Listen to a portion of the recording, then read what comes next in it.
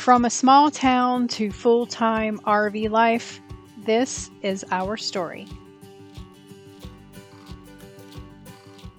Hi guys, we're the Coulees. I'm Terry, this is my husband Daniel.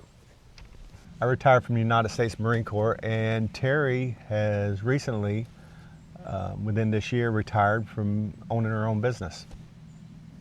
So last year, we've decided to make life-changing decisions.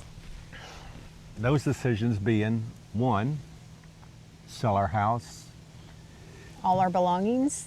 cars, everything. Cars, we either everything. sold them, gave them away, you name it. Yep. January of this year, we actually closed on our house from selling it. And we decided to give up our recliners for an RV. We hit the road traveling full time.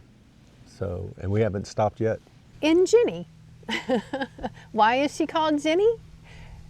Well, we kind of... It reminds us of Forrest Gump because it's a That's Forest right. River Forester. Yes. And I don't know if for some reason it reminds us of Forrest Gump, so we call her Jenny. So we call her Jenny. And Jenny has been real good to us. The reason we decided to sell our house and buy an RV is, well, there's a couple of reasons.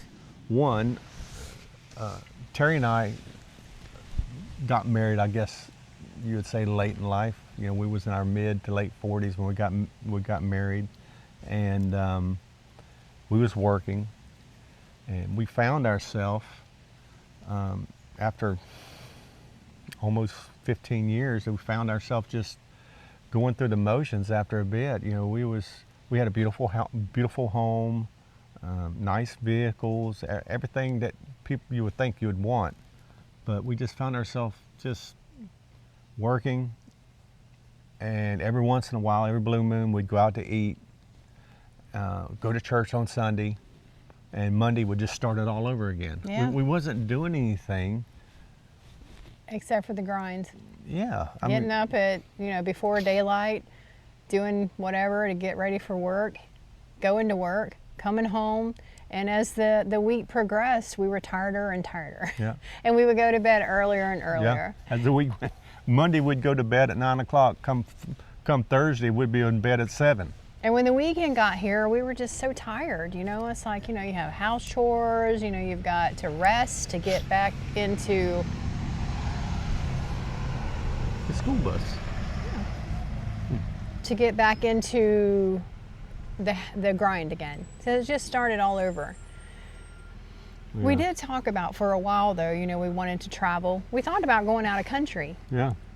We researched that. Yeah, we talked a lot. I mean, that's the thing is we'd be sitting there in our recliners and having a cup of coffee, and we just find ourselves, talking about all the places we wanted to go and places we've read about, and some of the places that we've been, and more we're like, oh, I want to do this, I want to do that. When we retire, maybe we can go there, and maybe when we retire, we talked about when. We wasn't talking about, how we was going to do. We're just saying when. Yeah. You know, when we retire, we're going to do this. When we retire, we're going to do that. We were like, well, when's retirement coming? Yeah. So last year we decided to pull the plug. We made that decision because we've had family and friends pass away here within the last a few years, and unfortunately some of them, their dreams never came true for them. Yeah. So Terry and I, we got to talking. This is as young as we're ever going to be. Yep. This is probably the best health we're ever going to be. It's not going to get any better. So if we wait around, it might not come true for us. Might not ever happen. So we did it. Yep. And we haven't looked back. Best decision we've made. The only regret that we have is what? Not doing it sooner. That's right. Yep. We should have did this 10 years ago. Yep. Honestly, absolutely. we should have did it 10 Yeah, years. because it's perfectly doable. You don't really think it is, but it is. I mean, you trade your house for an RV, so that's your home. You don't have motels or hotels that you got to stay in. You don't even have to eat at a restaurant. You can cook right inside your house just like you would at home. Buy groceries and just cook right inside. So it's budget friendly. There are certain parks throughout the United States. Some are more expensive than others. And the stays are like, depending on whether you stay a few days, a week, or a month at a time, is going to determine how much you're going to pay. I mean, you could pay $35 to $100 a night, or you could pay $750 to $1,500 a month. So it depends on your budget. And if you get set up to boondock, well, then you don't pay anything to stay overnight. Boondocking is for you guys not into the RV life, whatever. The term boondocking means just parking your RV out in the middle of the woods or something, and there's no electric, water, or sewer hookups. You're self-contained. You're self-contained with your RV. That means boondocking. You got your own power, whether it be generator, solar. You got your own propane. Yep. Yeah. Which, like our RV, we have onboard propane, and we have an onboard generator. And you have holding tanks and all that. Freshwater tank. So if we wanted to just unhook and go out in the middle of wherever, we could literally do that. Yeah, we no do have problem. one solar panel up there. Yeah, so. we have a solar panel, and that's mostly what that's used for is like when we're traveling, the solar panel charges the battery, and when you're not connected to like city power, your refrigerator, it keeps your refrigerator going. And some inside lights. In some, yeah. So if you stay overnight somewhere, like sometimes we will stay overnight at Walmart. Walmart has certain designated areas that you can stay overnight there. In the parking lot, In the parking lot, yeah. So you don't hook up to anything. You just use your generator, battery power, and that gives you lights inside. So there's some people that we don't boondock a lot, like for us going out into the woods. Every once in a while we'll stay at a Walmart or something if we're traveling somewhere this long way. But there's some people that make a point of it. They'll find the Bureau, they call it BLM land, Bureau of Land Management. They have land that you can just go on and stay up to, is it a month or 2 weeks? some places 2 weeks, some places a month. It just I mean, depends. there's a time frame, but they'll go out there and stay a week or two, just in their self-contained RV. Yeah, in their RVs. So, yeah. I mean, we don't really do that much of it. We normally stay at RV parks, because we don't. That's just what at this point in our life. This is just something we prefer to do. Because we want to travel throughout the United States right now is our goal, and visiting as many places as we can. Sometimes we'll stay a month at a place, and sometimes we'll travel, and it might take us 3 days to get there. We'll travel across the United States to get to like where we are now, and then sometimes we'll stay here like a week to 10 days. Just depends on where we're at and what our interests are at the time. So we can just go wherever we want, whenever we want to. We just travel, which is why we chose Jenny. Because she is a smaller unit, easier to get around. Jenny's super easy to drive. You can park her anywhere.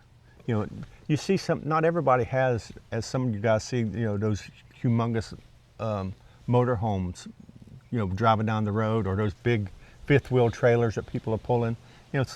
They're great. There's a lot of space in them and stuff like this, but like this space here that we got here, we probably wouldn't be able to park one here. They're not all RV parks are built big rig friendly. They call them big rigs. Yeah, they call them big rigs. They're not all built to handle big rigs. Yeah. So with our RV, we can put it anywhere, which is a huge bonus. One thing that we found, we went to the Hoover Dam, and the roads is kind of twisty and turny. No problem whatsoever. Yeah, we pivot all around. Yeah, there's been a few places we've went to. And luckily, we did have this size RV because we could spin it around, turn around, and get or park it where we needed to park. Yeah. We could take it just about to any of the national parks, and with no problem. So. And there are parks everywhere, so it's surprising to us where they're at. So. And so many different apps that you can use to find them. Yeah, we've been I don't know, half a dozen just this year, national parks, and we've been to 3 or 4 state parks just this year. We started out in Florida, went all the way to Washington State, which you can't get much further than that. We went from Florida to Washington State, to Montana, Wyoming, down to Texas, and now we're in Maine. This is just this year. With that being said, this is why we are talking to you now, because we actually started our own YouTube channel, if you don't already know that. And the reason we started our own YouTube channel is so... Well, for a couple of reasons. One,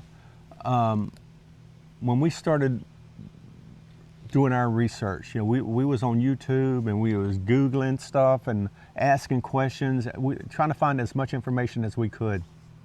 And there was some information out there that was good, but there was a lot of information we couldn't find either. And it was old. Yeah. And it was old. Some of Yes. it's really old that isn't even pertinent anymore. So we decided to start our channel for information for other people, or maybe to even inspire some people that's you're straddling the fence thinking about doing it. Yep. This is our message to you you can do it. You can do it. You know? Yeah. So far we have about 50 long and short videos on YouTube that and our YouTube name is The Simple Mile. And at YouTube is at the Simple Mile RV. That's right. So, and these videos that we put out, some of them documents places that we've been, the Grand Canyon, Glacier National Park, stuff like that. Show some of the RV parks that we've stayed at. Shown some of the problems we've had, mistakes we've made. If you have a chance to live your dreams, live them. Do it. Yep.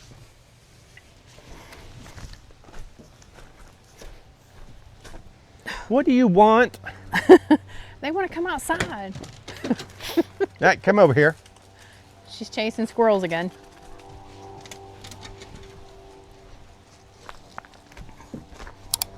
Oh, Don't fight the tree.